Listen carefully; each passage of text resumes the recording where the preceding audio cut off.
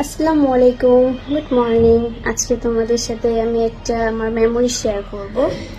আজকে আমি রাস্তা দিয়ে আসতেছিলাম, তো আমাদের বাজারের ওখানেই হচ্ছে একটা আম গাছের দিকে আমার নজর গেল। তো গাছে এত পরিমাণ আম হয়েছে দেখে আমার খুব ভালো লাগতেছিল। হঠাৎ করে যখন নিচের দিকে তাকালাম তখন দেখলাম এই আমটা পড়ে আছে, একদম শিল মাখানো আম। মানে কি বলে, শিল পড়ে না, শিল পড়লে হচ্ছে আমটা কিন্তু মিষ্টি হয়।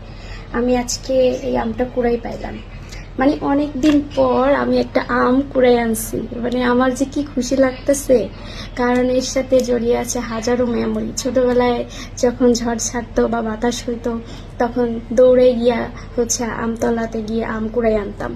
আর আমি তো পাকা আম খুব পছন্দ করি, আর শিল পোড়া কাঁচা আম আমার খুব খেতে ভালো লাগে, কারণ এটা একটু মিষ্টি হয়। তো বুঝতেই তো পারতেছেন এটার সাথে আমার কত মেমোরি জড়াই আছে। মানে খুবই ভালো লাগতেছিল। আচ্ছা, একটু দেখি কেমন লাগে আমটা, একটু খেয়ে আপনাদের সাথে শেয়ার করি। কেমন যেন পেকে পেকে গেছে। একদম আসল স্বাদ। বাজারে আম কিনে খেলেও এরকম লাগে না।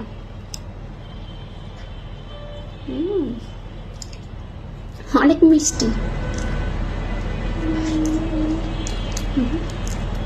সার্থক আমার আম কুড়াইয়া নিয়ে আসাটা। কি মজা।